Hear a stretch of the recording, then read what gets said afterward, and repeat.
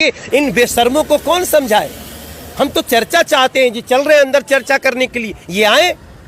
इन नामर्दों को मैं चुनौती देता हूं कि इन बेशर्मों को कौन समझाए। हम तो चर्चा चाहते हैं जी, चल रहे हैं अंदर चर्चा करने के लिए, ये आए। इन नामर्दों को मैं चुनौती देता हूं, इन नामर्दों को मैं चुनौती देता हूं, इन नामर्दों को मैं चुनौती देता हूं।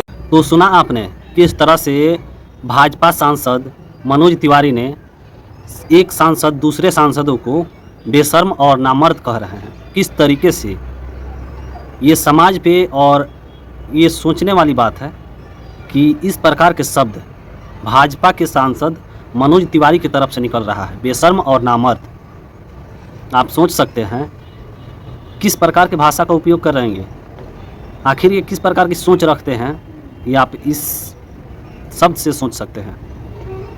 क्या एक सांसद की इस प्रकार की भाषा होनी चाहिए डिबेट करने के लिए किसी मुद्दे पे बेशर्म और नामर्द विपक्ष के सांसदों को कहें? यही सांसद की मर्यादा है।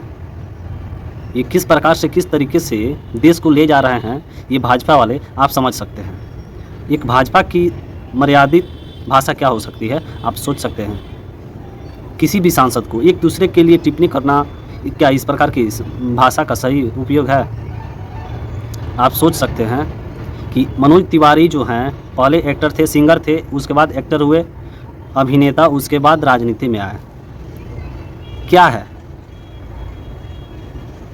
ये राजनीति पार्टियां उन्हीं को लाती हैं। सांसद का मतलब क्या होता है? जनता का प्रतिनिधित्व करना, जनता के बात को संसद में रखना और उस पर विचार विमर्श करना। संसद इसीलिए बनाया जाता है ताकि गरीबों की आवाज़ को सुन सके।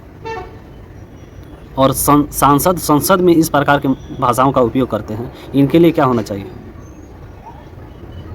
राहुल गांधी ने मोदी के सरनेम को लेकर उनको कोर्ट में याचिका दायर किया गया, उनको निष्कासित किया गया, सांसद से, उनके पद से निलंबित कर दिया गया। और ये जो भाषा का प्रयोग कर रहे हैं एक सांसद के लिए जो जनता का प्रतिनिधित्व करता है, उन सभी सांसदों के लिए, ये एक के लिए नहीं, सभी विपक्षी सांसदों के लिए इस भाषा का प्रयोग कर रहे हैं, तो इनके लिए क्या निष्कासित नहीं हो सकते हैं? इनको निलंबित नहीं किया जा सकता है? करिए ना, अब कर सकते हैं? नहीं कर सकते हैं, क्योंकि भाजपा वॉशिंग पाउडर है। इसीलिए जो भाजपा में जाता है उसके दाग सब धुल जाते हैं। मनोज तिवारी के दाग धुल जाएंगे क्या इस प्रकार के भाषा का उपयोग करके? उनका भाषा अब धुल जाएगा इसमें।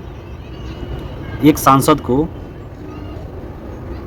नहीं बोले हैं, ये सारे विपक्षी सांसदों को बोले हैं जो डिबेट करना चाहते हैं।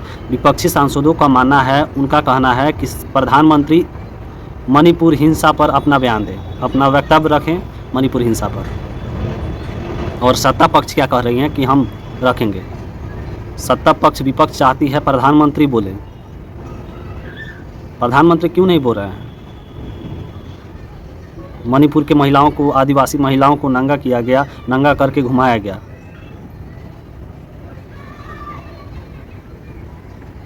क्यों?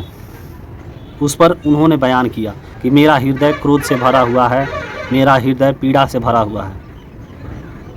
लेकिन ये नहीं बोले कि इतने दिनों से मणिपुर क्यों जल रहा है।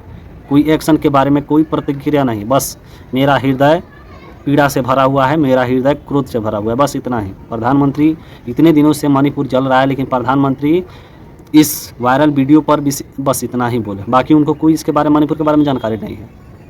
कोई नहीं, कुछ नहीं बताना चाहते हैं मणिपुर के बारे में, क्या हो रहा है, क्या नहीं हो रहा है, कितने घर जले, कितने लोग मरे। इस प्रकार से देश नहीं चलता है। देश चलाना चाहते हैं ना, तो भाषाओं पे नियंत्रण रखिए। आप सांसद हैं, आपको पूरी दुनिया देख रही है। विपक्षी सांसदों को आप बेशर्म और नामर्द कहने की गलती मत कीजिए।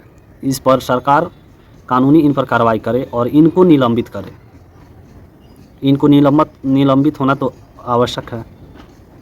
ऐसे ऐसे सांसदों को देश नहीं चाहता है, ऐसे ऐसे सांसदों को जनता नहीं चाहती है। ये सिर्फ पार्टी के नाम पर जीतते हैं, खुद का इनका कोई क्रेडिट नहीं है, इनके पास कोई खुद का नहीं है, कुछ नहीं है।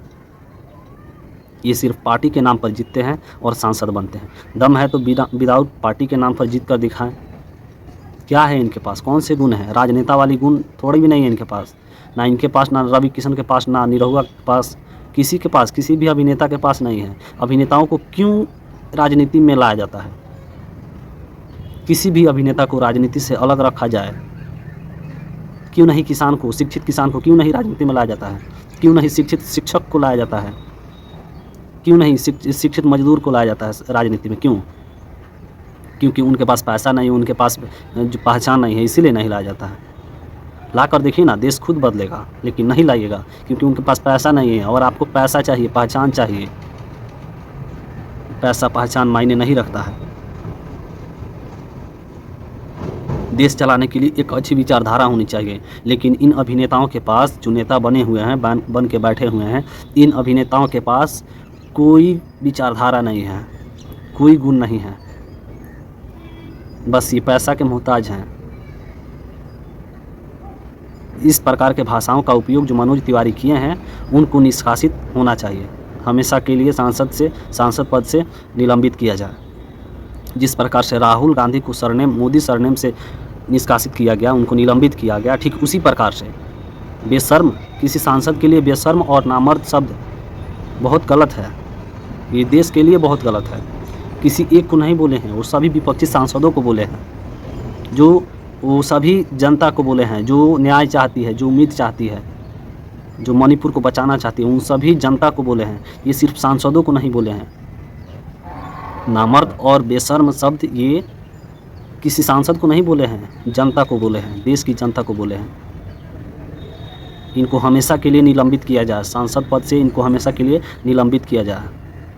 मनोज तिवारी जो इस प्रकार के बयान दिए हैं, इनको हमेशा के लिए निलंबित किया जाए सांसद पद से। और इस प्रकार के नेताओं की ज़रूरत देश को नहीं है।